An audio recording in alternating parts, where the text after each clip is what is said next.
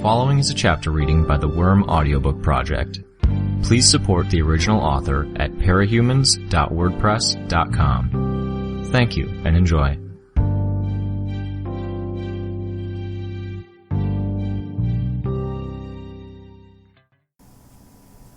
Arc 24 Crushed Chapter 1. Couldn't catch up, not with the Undersiders mounted and us on foot. I could fly, but I couldn't abandon this team. If Tecton hadn't deferred leadership to me, I might have taken on a scouting role, flying ahead, notifying the Undersiders. This was the worst environment for me. There were bugs aplenty, but the area was thick with smoke, and there were fires everywhere. Bugs weren't going to contribute much. They were getting roasted by hot air and scorching smoke, if not the fires themselves. I flew from point to point. Navigation wasn't my strong point, so I focused on moving in straight lines, stopping at various vantage points where I was fairly confident I was out of Behemoth's sight, physically reorienting myself, then flying to another point. Each time I stopped, I took a second to try to grasp the situation. The streets were flooded with people, and it was only getting worse. The troops we had on the ground were struggling to make headway, and from my vantage point, I could tell that things were getting worse. The approach had an added advantage in that it let me track where the fires were. I collected bugs, took a moment here and there to analyze them, assess their capabilities, and guide them along my general route, keeping them as safe as I could manage. There was a crash as a building toppled, sparks spilling out into the air. I could hear screams, distant, as the crowd recoiled. Through the bugs in their midst, I could sense in the way that they were scrambling for cover, for safety. The nearest path that took them away from Behemoth was towards us. Rickshaws turned around and made their way for the mouth of the narrow street. People pushed and shoved, and otherwise stampeded towards us. I was in the clear, but my team... I flew a short distance away to check everything was clear, then started to make my way back, still flying in short bursts. Flitting here and there, I thought. No, I thought, banishing that idea from my head. Not flitting. Never let that word slip in conversation. Makes me think of fairies. It'll make Glenn think of fairies. Tecton! I called out as I returned to my roost. He looked up at me. Even with his heavy body armor, he was struggling with the mass of people who were pushing and squeezing their way past him. I pointed. Go through the building, ASAP. He looked at the building, then raised his gauntlets. The pile drivers slammed into the wall, punching out a rough, door-shaped hole. He strode through, then did the same for another exterior wall. The Chicago wards flowed through. Not used to being allowed to make messes, he said, his voice loud. This is just about the second time I can go all out. Powers, I said, flying down to ground level. The smoke wasn't as bad down here. You've had a few minutes to think, rookies. Give me a quick rundown. To think? Cuff asked me. The hell? You can think with all this going on? You're clear of the crowd, I said. The number of people here were only half of that on the other street. It was herd mentality. Lemming mentality. They were too focused on getting away. It's not just the crowd, it's... She flinched as lightning struck somewhere in the distance. We could die in any second. Just like that. She was showing it the most, but I could see the fear in the other two as well. In everyone, but these guys in particular. They're new. They've probably never been in a real life or death fight, let alone something like this. Hell, I've never been in a fight quite like this. It was ominous, the fact that the armbands were silent. The AI wasn't counting off the death toll, and I doubted it was because nobody with an armband was dying. Maybe Chevalier had made a call, deciding that morale was low enough without an artificial voice reading out the names of the dead. The only noises were the impacts and rumbles of behemoths fighting against defending capes, the screaming and panting of people who ran past us, and the incessant crackle of nearby fires and crashes of thunder. We stand better odds if you pull yourselves together, Fill us in, so we can use each other's abilities to help, I said. Come on, guys, work with me. I'm a breaker and a shaker, Annex told me. Merge into non-living material, warp space.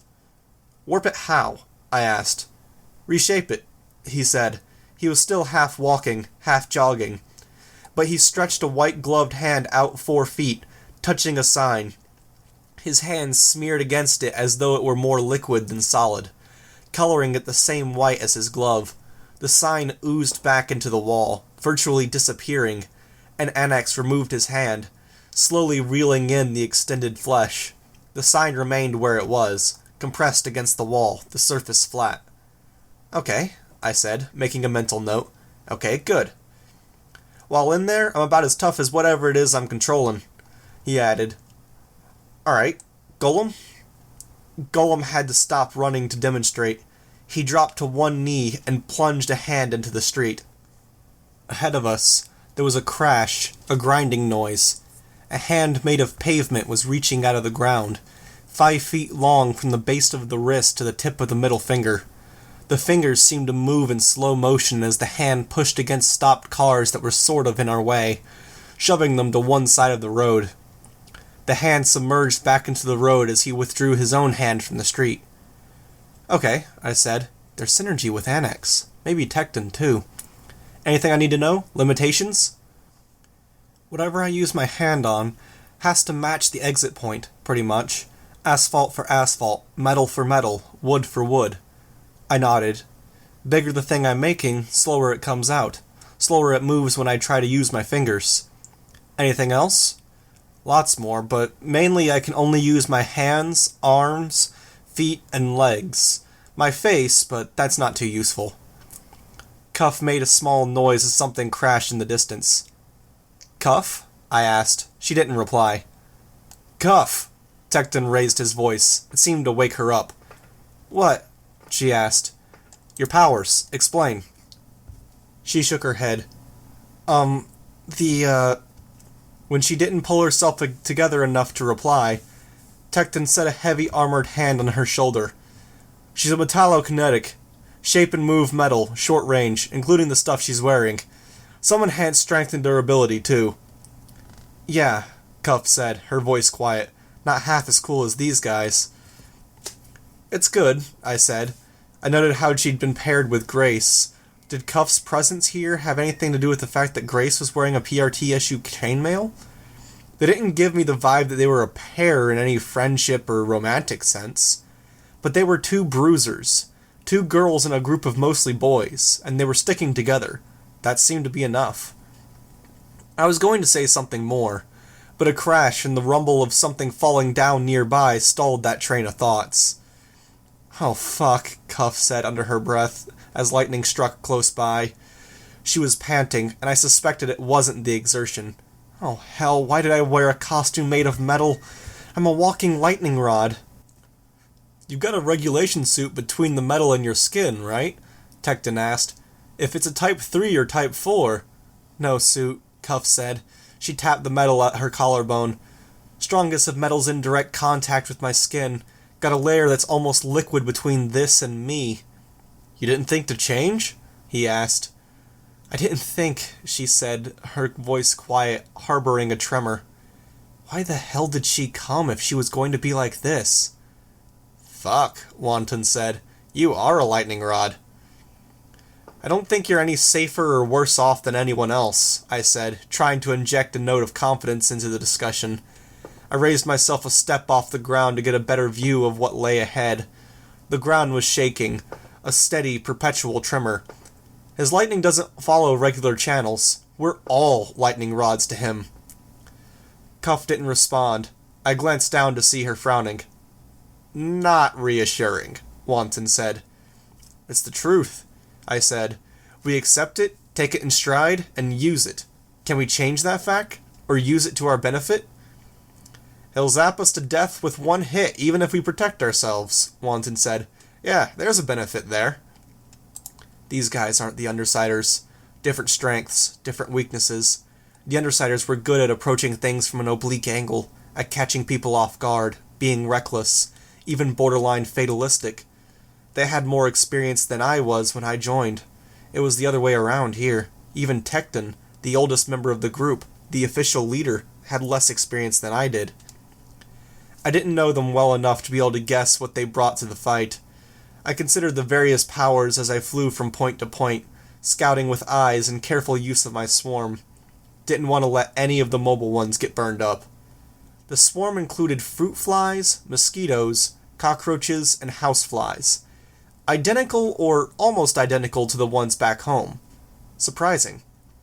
There were some smaller varieties of cockroach, nearly as numerous as the cockroaches in the peak of Brockton Bay's worst months. Some larger varieties of mosquito, flies I identified as the bot flies that had come up in my research, and crickets. No game changers, but I hadn't expected any. The spiders were badass here, at least. The silk wasn't so good, but even so, big spiders. The wards, their powers, how to use them, I thought. If I went by the PRT classifications, Tecton was a tinker with shaker capabilities. Wanton was a breaker, someone who altered themselves and their relation to the world by some characteristic of his power, becoming a shaker effect, a telekinetic storm. Annex was the same, only he became a living spatial distortion effect, a living application of Vista's power. Golem, no doubt, a shaker, that left Cuff and Grace. I wasn't sure how to peg Cuff until I saw her in action, but she and Grace were both melee fighters in a fashion. Of the 6 of them, 4 were shakers in some respect. The classification included force fields, effects like grooves, and powers that reshaped the battlefield, like Vista's. I'd been doing my reading on the PRT's terminology, among other things. Battlefield control, I said. You guys have battlefield control. Lots, Tecton said. Aimed for it. I gave him a curious look, but this wasn't the time for explanations. I glanced at each of them in turn, so nobody would feel ignored. We could try to slow him down, but I'm not sure how that's going to do much. Instead, we're going to meet up with the Undersiders. I think there has to be something I can do with them. Citron, maybe Gru. They're versatile, and I've worked with them before. In the meantime, we're doing damage control, seeing what we can do to keep Behemoth. Another lightning strike made the ground shake. Cuff shrieked, and I gripped my teeth. We barely had 2 seconds of reprieve between flashes of lightning. They lanced down from the dark clouds of smoke overhead, more red than yellow, and the thunder seemed more intense than it should be. That wasn't the worrisome part. Behemoth was periodically hitting us with something bigger, bolts of lightning big enough to erase a small house from the landscape. We're going to do what we can to keep him from murdering people, I completed my thought belatedly. Right, Tecton said. You know about earthquakes in architecture, Tecton? Yeah. What can we do about the shockwaves, or whatever he's been doing to make the ground shake? I have ideas. Not perfect, won't hold for long, but ideas. Good. And we're talking about lightning rods, I said. You said they don't matter. The drones Dragon used redirected his lightning. Golem, how big can you go? Optimal conditions. Depends on the amount of space at the destination. I'd need a big piece of solid material, and I need time. We'll find an opportunity then, I said. We'll figure out a way to make this work. The crash of something being knocked or thrown through a building half a block away nearly made me jump out of my skin. The others had ducked for cover, too late to have mattered if it had been real danger. Keep moving, I ordered. 3 of us in heavy armor, Tecton said. You can't really run in armor like mine. I get it, I said, even as I knew the Undersiders were getting further away. Do the best you can. Mobility and transportation were problems. I wondered if there were ways to fix that. Even if we found Rachel and the others, I doubted we could put Tecton on a dog. I couldn't remember which, but I sort of recalled that Wanton or Grace had been a little shy of the dogs too, so that option was out. But if we could make this work... Most people had evacuated at this point, with only a handful of stragglers occasionally passing us, giving us wary looks. I drew arrows in the air to direct the remaining civilians away from the stampede of people, putting them on a general route where the smoke didn't seem to be heavy, and where I hadn't been able to see or sense any fire. Other heroes were joining the fray. I saw Eidolon pass overhead, surrounded by what looked like a shimmer of heat in the air. A force field? Something else entirely? If there were more with him, I couldn't see them through the smoke.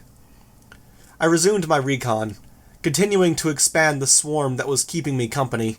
My range was extensive now, with a radius of maybe 1,800 feet. That extended a fraction further as I zigzagged over the area, picking up more bugs on the fringes and bringing them to me. I stopped when I saw a short crane, 3 or 4 stories tall. I turned around to meet the others, perching on the corner of a rooftop. I pointed the way with the ambient bugs. "Tecton, this way. Take a shortcut right through the building.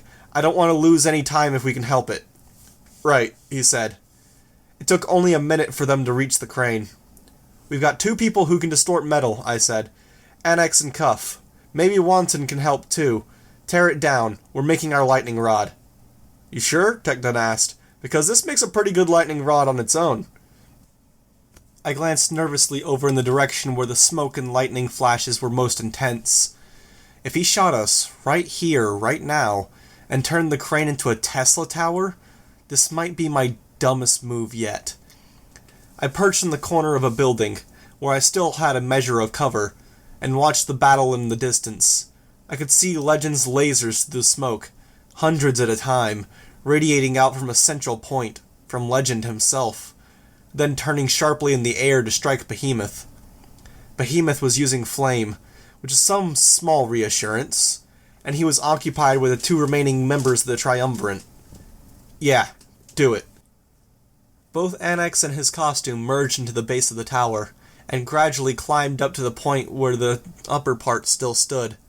He could only annex part of the object at a time, it seemed, no surrounding a whole building. He set about breaking the bonds, and the crane's arm began to bend. Cuff caught one end of it, then began heaving it toward the tower's base. The other half snapped off, and Annex helped guide it down, sliding it around the crane's shaft. It was costing us time, this project. I felt impatient. I was worried it wouldn't work, and these would be wasted minutes where we could be doing something else. But they were making it happen, putting the pieces of our project together. Cuff was walking around the crane's base, effectively melting the metal, or reshaping it so it formed a flattened blob. Annex tore the rest apart, so Cuff had more material to work with. When Cuff was done, Annex slipped down the blob and flattened it out further. "A little thicker," Golem said. Annex swam around the blob's perimeter, shifting more material toward the center. Cuff drew a blob of metal out of the pad and shaped it into a disc for Golem. "A lot of synergy in this team," I commented. "Sorta aimed for that," Tecton said. "They took everyone willing to leave Chicago to support other cities that lost more members, offered incentives to the rookies if they were willing to move to another city. Your parents can afford not to work for a year kind of incentives. I drafted these guys because I thought their powers would work well together." "Drafted?" I asked. "Yeah, I mean, most teams are lucky if they get a few members with a good interaction, with some more on the fringes that they have to work around and fit into the mix. We had a good setup with Raymancer before he got too sick to move. A strong, versatile range attacker with the rest of us situated to protect him, right?" I nodded. After seeing the Undersiders at work, I started to think that we needed to be less mix and match, form teams with specific goals in mind. New York sort of does that. I know they have teams of Lancers, forward vanguard, fast-moving. Exactly. And they're also considered one of the best teams. Maybe we all need to do that, except New York can do it because they've got a lot of capes. Rest of us are making do. Other team leaders are going for versatility, to cover every base. I say fuck that. We build around a concept, a game plan. Once I decided on that, I went out of my way to ask for Annex, even though another team had already picked him up. Made my argument. Chevalier gave the A-OK. And where do I fit in? Defiant said you were the one team that seemed interested in including me. I guess I sort of fit into the shaker category in a roundabout way. That, and we fought on the same side. I saw what you managed with Clockblocker's power in yours. You stopped Alexandria too, and all that other stuff that we were warned not to bring up. I tilted my head to indicate mild confusion. They didn't want us to mention how you kicked ass as a villain. Way Revel explained it, they wanted to see if you'd boast about it, to see just how badly you wanted a leadership role, where you'd get frustrated and how you'd act. I frowned behind my mask, but I didn't comment. Anyways, the problem with this team going this route, focusing on one thing, is we're very weak against certain approaches, strong against others. We need a certain kind of leader for that, and I know you pulled that off with the Undersiders. I hope I can live up to that kind of expectation, I said. I know it's lame of me, that it might look like I'm trying something experimental and setting you up to take the fall if it fails. No, I told him, I don't get that vibe. The ground trembled. I worried briefly that the construction would tip, but it didn't. How long would it stand tall once it was at full height? Good, he said, because that's not what I'm doing. I was watching the others work. The pad of metal was about 20 feet across now, a circular disc with a flat surface on the top. Okay, I think I can play ball, if that's the case. It's good. I like your line of thinking, about the team. He offered me a heh before answering. Of course. I'm a pro when it comes to putting stuff together. Putting buildings together, Wanton chimed in, forming back into his real body. Dust billowed around his feet. That's my power, but I'm not limited to that, Tecton said. You guys don't need any help? Save your juice. Golem started to put his hand into the plate of metal he'd been given, then hesitated. I won't be able to move my hand once it appears. If I go this big, what shape should my hand be? Middle finger extended, Grace suggested. A big fuck you to the Endbringer. That'd look bad for the PRT, Tecton told her. Tell them it was the most efficient form, she said with a shrug. Have to make it as tall as possible. No, Tecton said. Index finger would work nearly as well. And New Delhi might take offense to a metal statue of an obscene gesture in the middle of the disaster area. A V? Cuff suggested, making the gesture with her index and middle fingers. Her voice was shaky, her confidence rock bottom. For victory, almost as good. A V for victory, Tecton answered. Good. Thank you, Cuff. That's really lame, I thought, but I held my tongue. Too easy to become the bad guy here. And it was a resolution to the stupid, petty argument, giving us a chance to move on. Cuff smiled a little in response to the praise, though, then winced as Grace punched her in the arm. I heard Grace mutter, "Spoil sport." Cuff's smile returned to her face a moment later. And maybe it's good for Cuff to have something constructive to offer. She looked a touch more confident, smiling nervously as she followed Grace. Cuff didn't seem like she was growing numb to the sounds of the vibrations and the destruction Behemoth was inflicting on us. Golem started to push his hands through the plate. The gauntlet's fingertips were already emerging, a mirror replica of Golem's own gauntlet. A hand half as wide as a house, slowly rising from the platform. NX dove into the ground, then circled the platform, binding it to the street.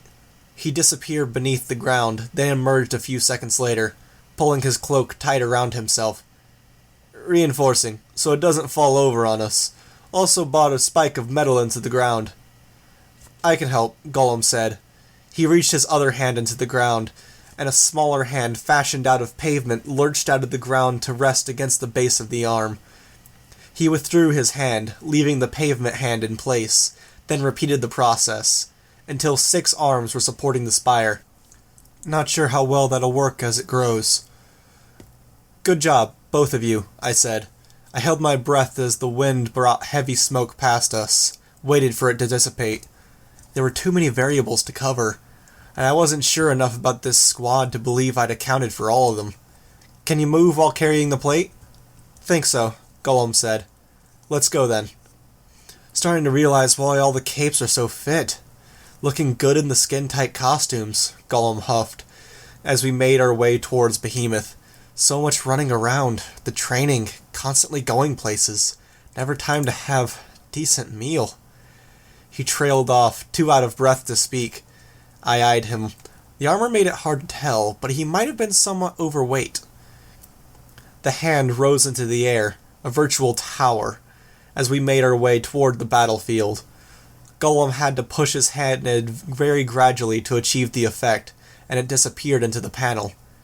It was working, though. For better or worse, they created a spire, a replica of Golem's hand, spearing more than 50 feet into the air, with more room to grow. 60 feet. 100. A lightning bolt lanced out from the midst of the cloud of smoke, striking the hand. There were whoops and cheers from the Chicago wards. I managed to smile. Another lightning strike, curving in the air, hit the hand. Residual electricity danced between the two extended fingers. It was working, and as much as it was a success in helping against the lightning, it was working to help morale, to contribute something, anything, it mattered. Air's ionized now, Tecton said, as if that was a sufficient explanation for everyone present. I got the gist of what he meant. Lightning would be more likely to strike there again. Lightning did strike the same place twice. I took flight. The wards took my cue and followed on foot. We found the Undersiders at a very periphery of the battlefield. They had collected a group of wounded Indian capes and were draping them across the backs of one of the dogs. 2 uninjured Indian capes were looking very concerned, staying at the dog's side. I landed beside Gru. He'd used his darkness to form a wall. I wasn't sure what it was for, but the smoke didn't seem as bad here. "Skitter," he said.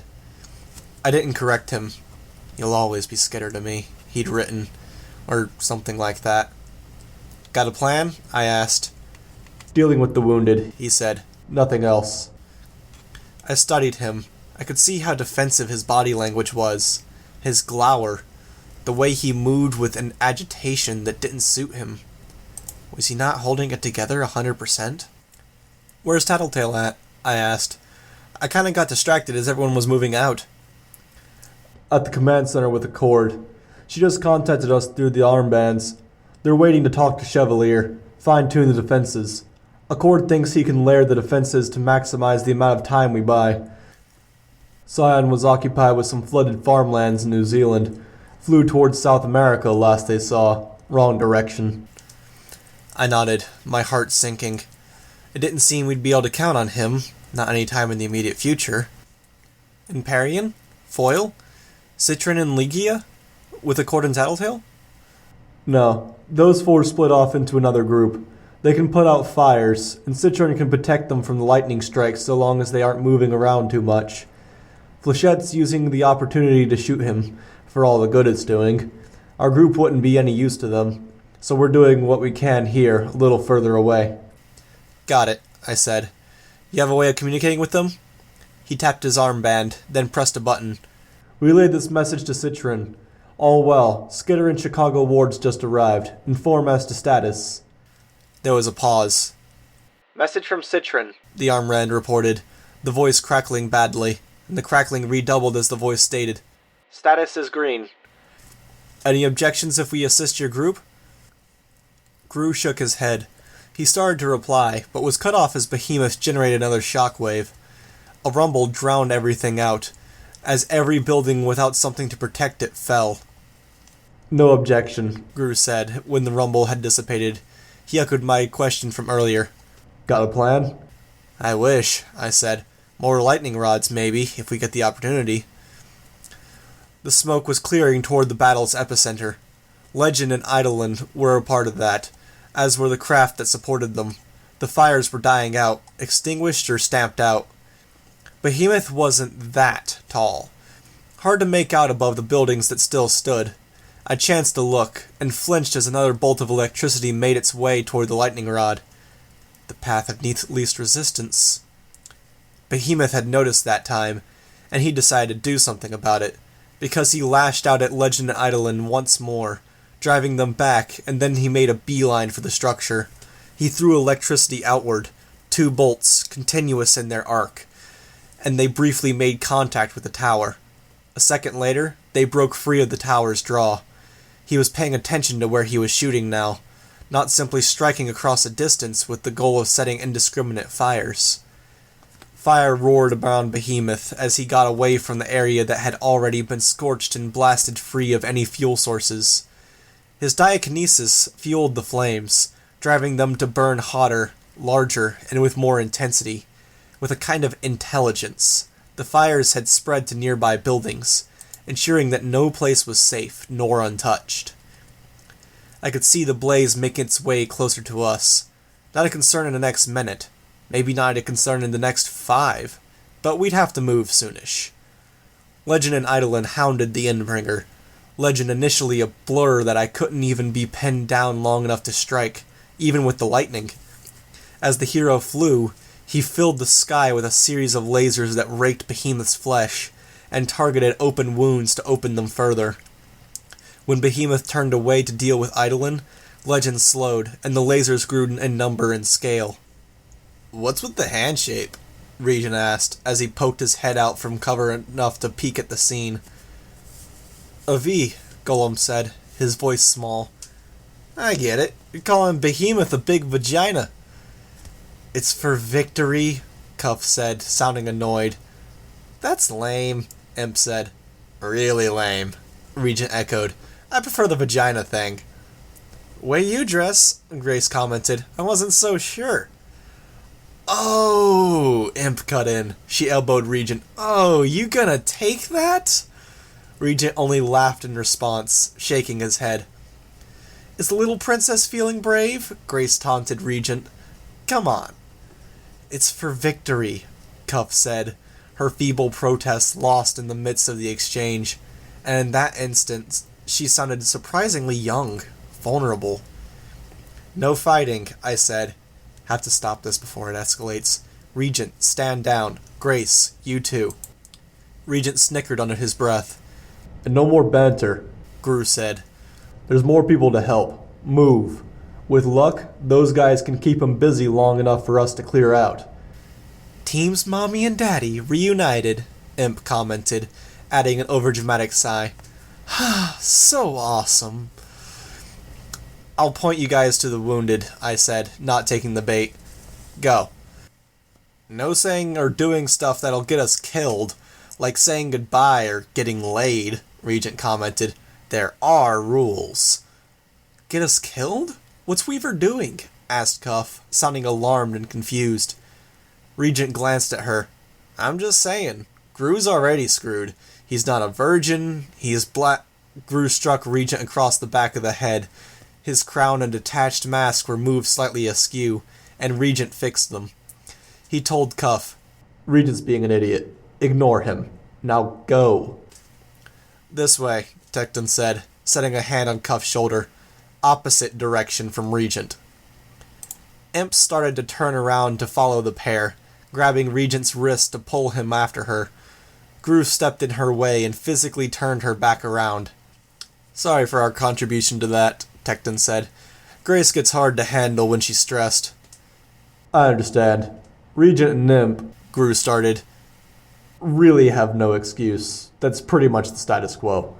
They've been a little worse lately, but things haven't settled down since..." He trailed off. "Since I left," I said. Gru nodded. Tecton nodded. "I get it. Bygones. We'll be back. You okay watching the injured on your own, or..." "We're good," Gru said. Tecton left, with Cuff at his side. Only Gru and Rachel remained, along with the Indian capes who were standing by the wounded. Rachel was giving water to the injured who were capable of receiving it, the conscious one, people with broken legs and burned hands. I made eye contact with Rachel. I wanted to ask how she was doing. Knew she wouldn't like the implications that she wasn't peachy. "I want to fuck this bastard up," she said. "Last one killed my dogs. Killed Brutus, Judas, Kuro, Bullet, Milk and Stumpy, and Axel, and Ginger. When do we attack?" "I don't know," I said, "but we'll find an opportunity." "And I get to do something," she said. I started to voice refusal, then stopped myself. "Okay." "Bitch, It'll be easier to collect the bodies if you take the dogs to them, Gru said. Why don't you see to that? She glanced at me. I resisted the urge to nod. It would have been an encouragement without the complexities and ambiguousness of speech. But it would also be supplanting Gru as leader here. Neither he nor she needed that. Sooner than later, he added. She nodded. Anyone else might have taken that as rude, but she accepted it without complaint. She led the dogs away, and the Indian capes followed, not wanting to part from the people who may have been teammates or family members. When everyone was gone, Gru approached me. I felt myself tense up. Despite the adrenaline that already pumped through me, my heart rate picked up as he closed the distance. He held my arms just above the elbows, very nearly encircling his middle fingers and thumbs around them. Large hands, thin arms. I'd put on a little muscle mass over the past few months, or he'd been able to do it for real. And he rested his forehead against mine, as if he were leaning against me, despite the fact that he was maybe half again to twice my weight. It had been a long time since I felt so insecure as I had this past week. As Skitter, I had had a kind of confidence. As Weaver, I didn't yet feel on steady ground. But in this moment, somehow, I felt like I could be his rock. I wanted nothing more than to reach up, put my hands around his neck, remove his mask so I could tilt my head upward to kiss him, to give him succor in basic, uncomplicated human contact at a time when he was on unsteady footing and couldn't even say it out loud. I stayed where I was, our foreheads touching, my back to the wall, arms to my side. The mask stayed on. The storm continued in the distance, and a detonation marked what might have been the destruction of one of Dragon's craft. We didn't move an inch. "I miss you too," I whispered. He nodded in response, a hard piece of his mask scraping against a part of mine. I could sense the others gathering bodies, starting to make their way back here, to our rendezvous point. "See," Imp said, appearing right next to us. "This is exactly what Regent was talking about." "We weren't doing anything," I said. I pulled away from Gru, annoyed. "You were being sweet. That's probably a death sentence." "They were snuggling?" Regent asked, rounding a corner. Christ, Gru said under his breath. Firmer, he said. Enough of that. Imp only cackled, and she kept cackling. I was pretty sure she prolonged it just to be annoying, stopping and starting again until Rachel and the last of the wards returned. "Let's talk plans," Gru said. "We've got a good roster here. 2 teams, almost 3 full teams if we pick up Perry and Foyle and the ambassadors." He sounds more confident, a little more balanced. The agitation isn't so obvious. "There's more wounded in the area," I said, "and we're running out of space. Each dog that's loaded up with the injured is a dog you guys can't ride. Fires are getting closer, so we pick up everyone we can, load them onto makeshift sleds, then hurry back to a place where we can get them medical care." "It's a plan," Gru said. "And," I said, "we need to find a better use for our strongest members. Citron could be useful. Gru, if you get a sled growing, you stay close to the wounded?" He turned his head my way. "We have about 20 here, 6 or so capes. Maybe one's got a power we can use." He nodded. "I already checked most, but I can use a power from the back of the sled without blinding anyone. It works." "There's a joke there," Regent said, "but don't," Imp said. "I wasn't going to. It's crass, totally inappropriate, and I'm better than that." "You're going to," Imp said, stabbing a finger at Regent's chest. "You were going to say something about Gru going to the back of the bus, and you can't let it go. It'd be lame and really tasteless and too far, and it'll start the sort of fight that isn't fun or funny. I'm calling it. You'll hold it in until you can't help but say it." "Well, I'm definitely not going to say it now that you've spoiled it," Regent said. "No shock value. No people feeling bad because they inadvertently laughed at something fucked up." "You two go squabble somewhere else," Gru said. He glanced at me. There's more bodies to collect? Too many bodies, I said, my voice sober. Not many injured left who haven't already been carried away by friends, family, and neighbors, or who aren't in such bad shape that they can't move. Maybe 6 more we could load up, if we're gonna get out of here in time.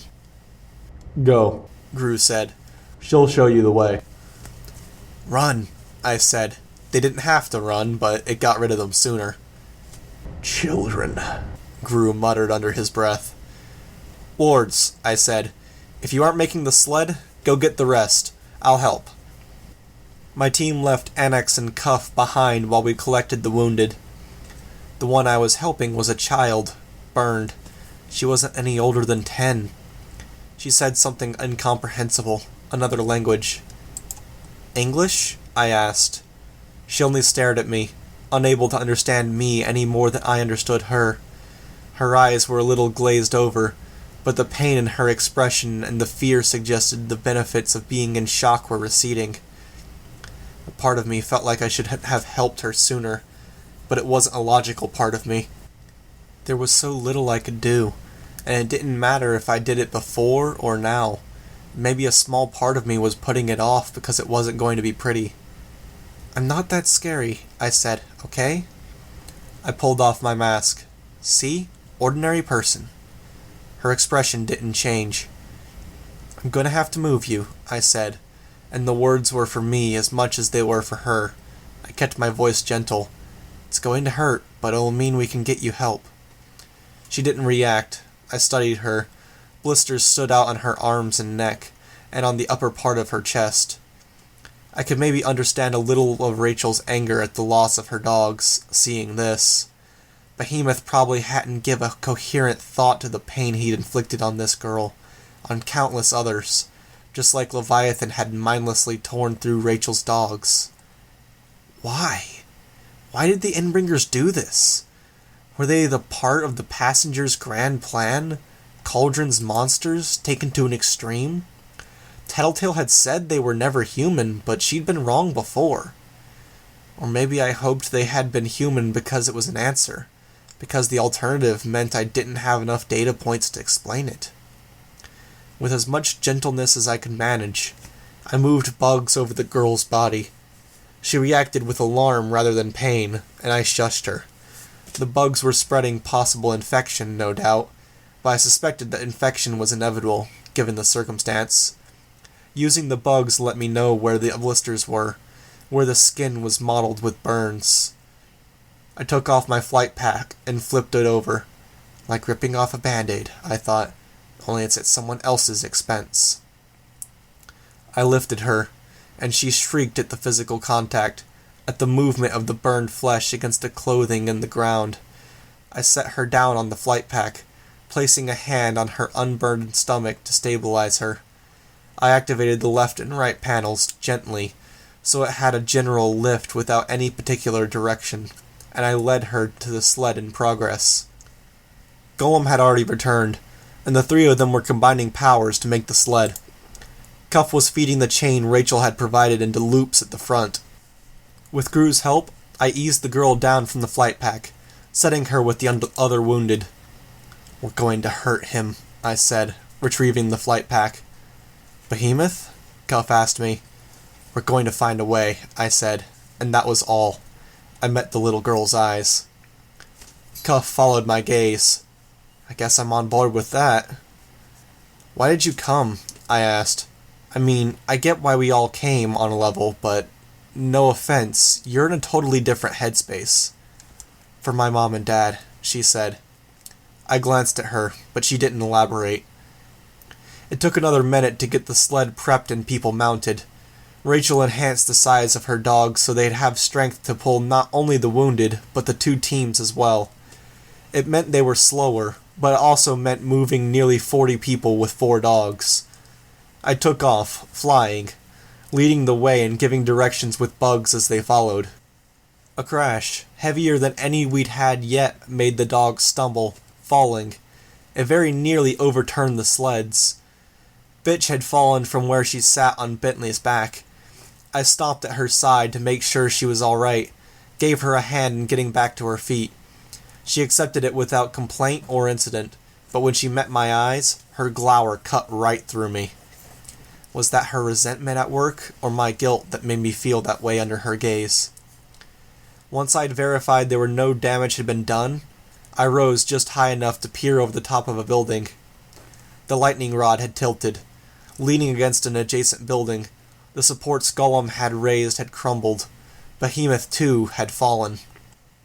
Eidolon and Legend hovered in the sky, flanked by 4 dragoncraft. Another figure was there as well, hovering where Behemoth had been standing an instant ago. The Endbringer had been toppled with one massive blow. I touched the button on my armband, lowering my head beneath cover. "Send this message to Defiant," I said. "You said she was dead. You said you verified." The reply crackled so badly it was almost inaudible. "Reply from Defiant. I saw the body myself. We checked her DNA, her readings. We matched against mountings for her prosthetic eye. Carbon dated it to verify." He didn't even need to ask who I meant. I pressed the button. Ask Defiant who the hell that's supposed to be if that's not Alexandria.